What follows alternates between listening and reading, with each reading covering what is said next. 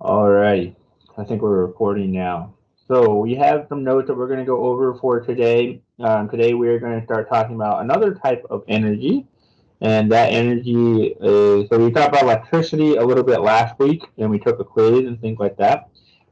If you did not take your quiz for whatever reason, you need to contact me because it is locked. It was unlocked Saturday. It was locked up on Saturday actually to allow some kids a chance to get that quiz taken. Um, on that. So we had some time during class to actually take the quiz. So some kids still didn't take the quiz even though they were with me on that day. Which that doesn't make a lot of sense. You gotta make sure you do your classwork during class time. So today we're gonna talk a little bit about another form of energy called electromagnetic energy. And for those of you who don't know, this is the end of the term this week, and this is the last week for Integrated Science A. I made an announcement telling you guys kind of what the plan is for next week. Next week, we're going to be migrating over to a new course that is Integrated Science B next week.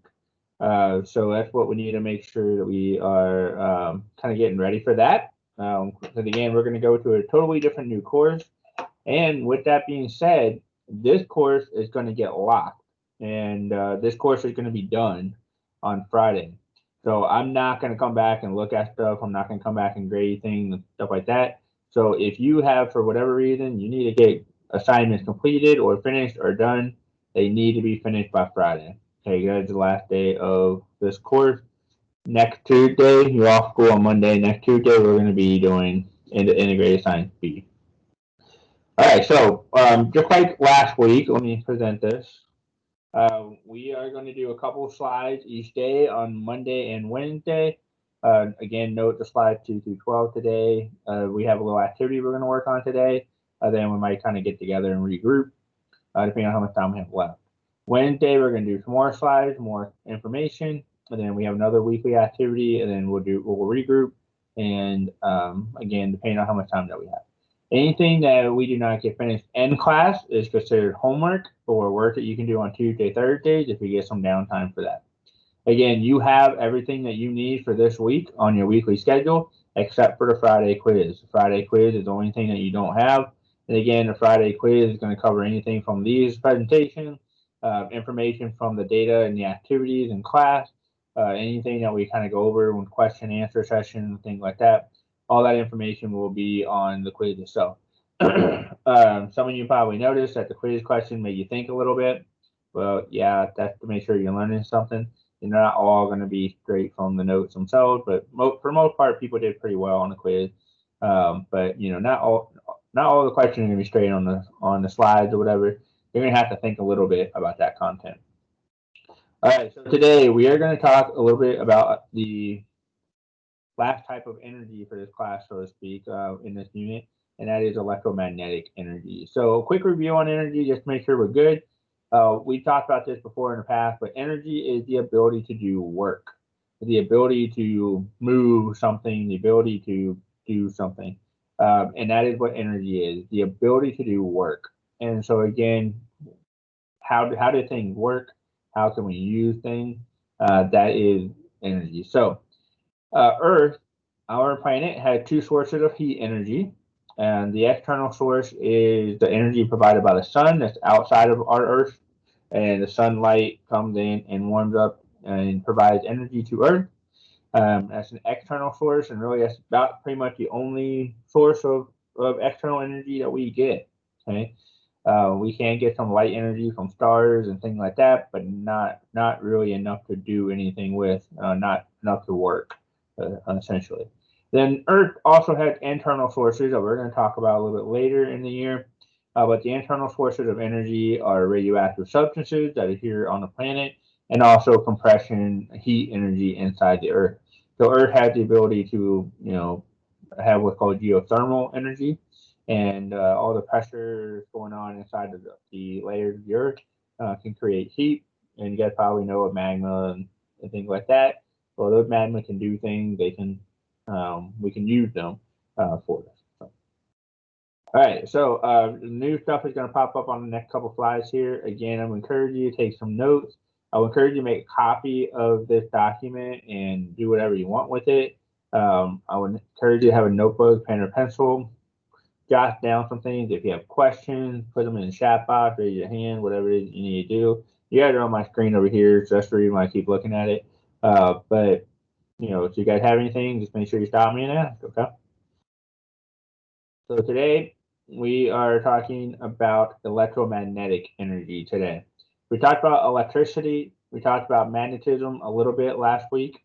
And so today, we put them together and you get another type of energy. It's called electromagnetic.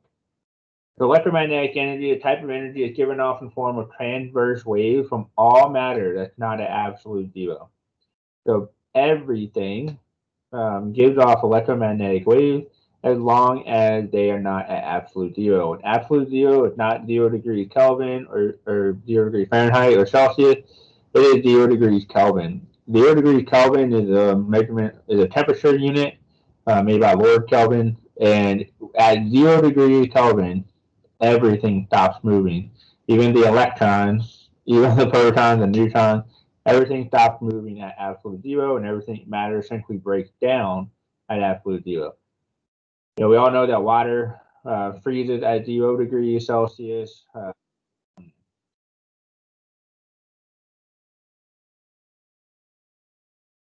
Yeah, that's probably true because it doesn't have any reflection anymore.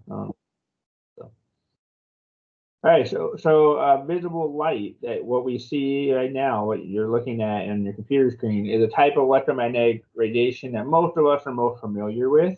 It might be kind of boring because we see it every day, but there's lots of different types of electromagnetic energy, but light is probably the one that we're most familiar with. The sun, our star, releases all forms of electromagnetic energy to Earth, but us humans we can only see a small portion of that energy. But there are lots of different types of energy. So electromagnetic energy is a wave energy, and I want to show you what this wave kind of looks like here. Okay.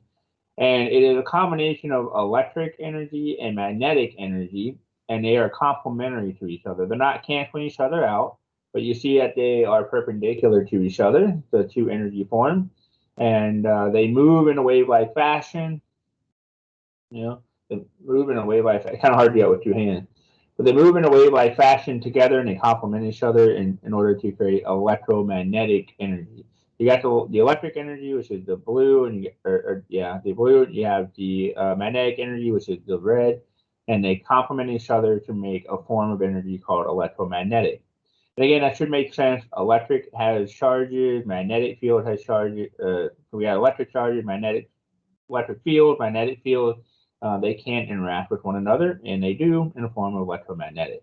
So note that they are waves. They go up and down, both the blue and the red. They go past a point of origin that we call a node on there. So we're going to come back to waves in a little bit more.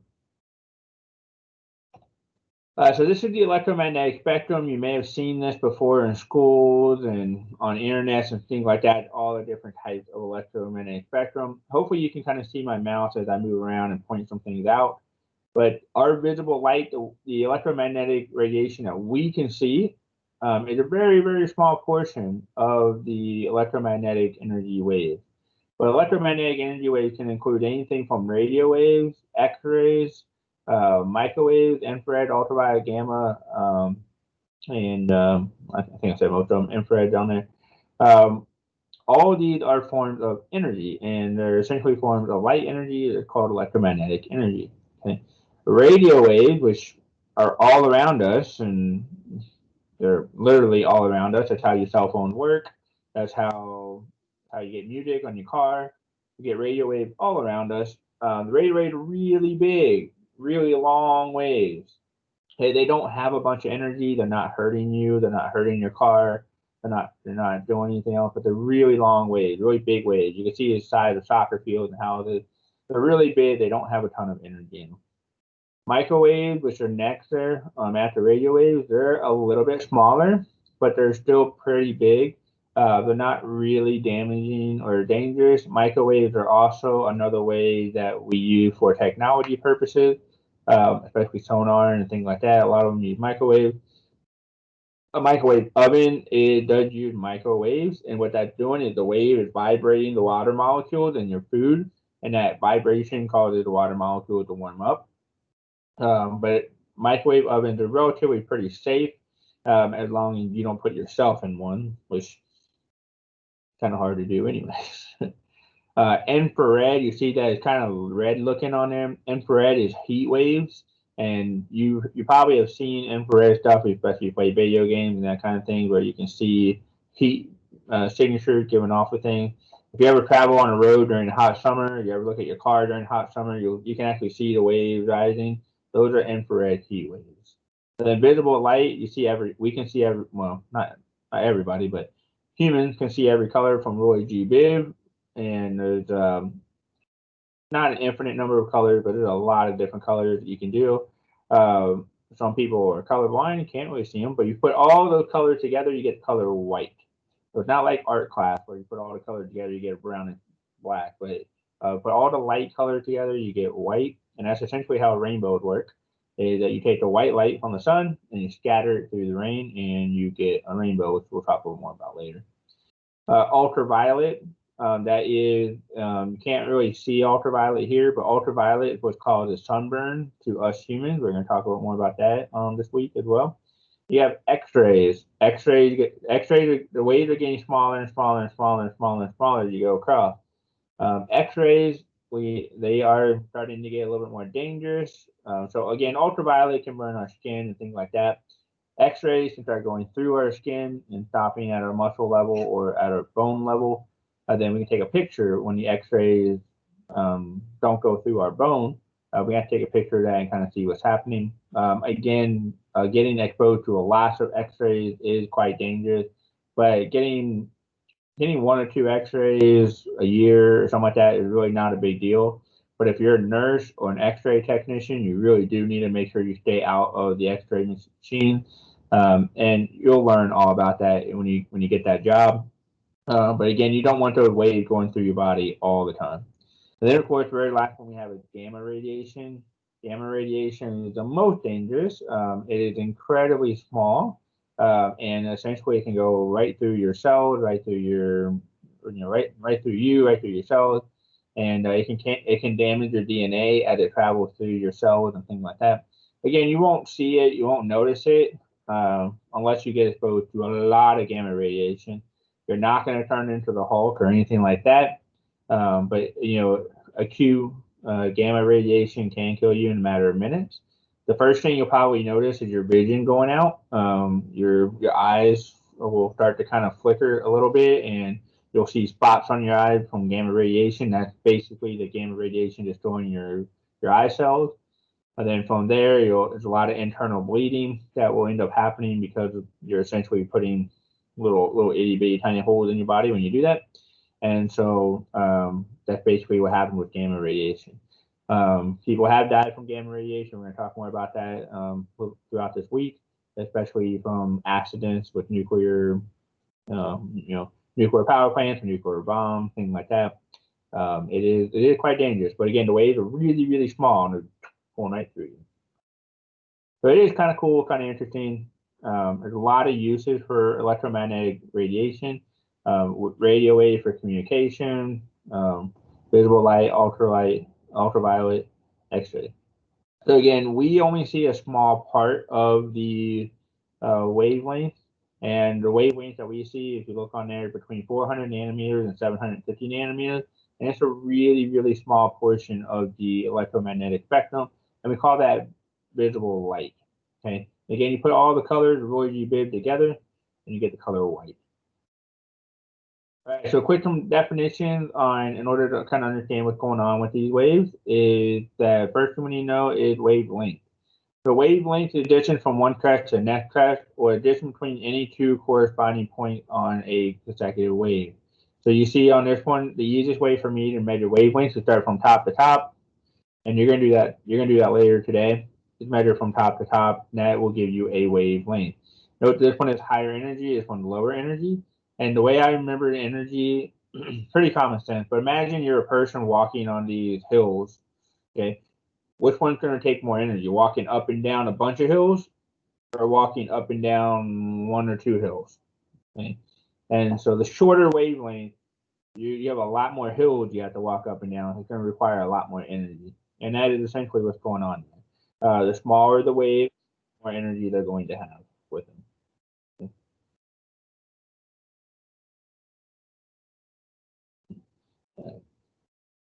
And then some other definition is a transverse wave. So you can probably notice that I said that for electromagnetic energy, any form of energy given off in a transverse wave. A transverse wave just means that the wave moves in a perpendicular direction to the way the wave travels. So, for example, if you have this piece of rope and I move it up and down, the wave is going to move across the screen in an up and down fashion. Okay, and that is a transverse wave. Sometimes that doesn't happen. Sometimes you can push things like this, and then a wave will move in this direction. Okay. But a transverse wave is when I move up and down, and the wave moves across in a perpendicular fashion. So this picture here, which is kind of what you're going to do later today, is a transverse wave where you are moving up and down, but the wave is moving left and right. Okay. So it vibrates at right angles or perpendicular to the direction. All right. So, okay, that was it. So today we are going to do a quick little activity. It is a Canvas assignment called Electromagnetic Energy Part A. I'm going to put you guys in breakout groups again and let you guys kind of work together on this for a few minutes. Remember, when we are working together in breakout groups, I challenge you to be more than a bubble, more than just a picture or your abbreviation on a screen, and talk to each other, work together, help each other out. This little we probably need to pull it up real quick. But this little activity is, let's pull it up together. It is going to ask you guys, it's a FET, so you guys don't need to log into anything. Okay, that's good. So there's a little FET here, and this is a online stimulation. And all you have to do for this is just click on the arrow here. You don't need to download it or anything else like that. You click on the arrow, and then it'll start a simulation. And I am going to ask you to change something. So if you read your instructions, I'm going to ask you to change oscillate, slow down, and click on rulers. So I'm going to ask you to oscillate, recommend slow motion, and also recommend to put on rulers, which are down here. And then you guys can actually move these rulers and do stuff with these rulers. I'm going to ask you to measure some stuff here. Of course, you're going to probably need to pause it during in order to do measurements. Okay. And so you can pause at different times. There are different things down here that you can do. And you go from there. You can change some loose ends, some no ends, all kinds of different things if you wanted to. You notice how it's kind of changing my graph when I do that, or my wave. So again, you go normal, speed if you want, slow motion, but you are going to take some pictures using these rulers. And again, for your laptop, I will pause it. You're going to need to figure out how to do a screenshot. If you don't know how to do a screenshot, I would do a quick Google search on your laptop model. You probably should know how to do that by now. All right, so we're going to do some breakout group, help each other out. And let's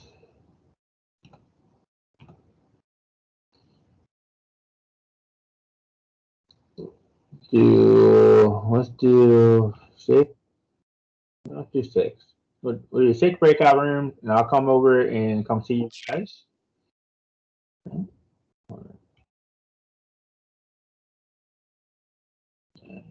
Yeah. All right, let's go help each other. You're gonna head off here in just a second. I'm gonna stop recording. That's pretty much all the notes for today.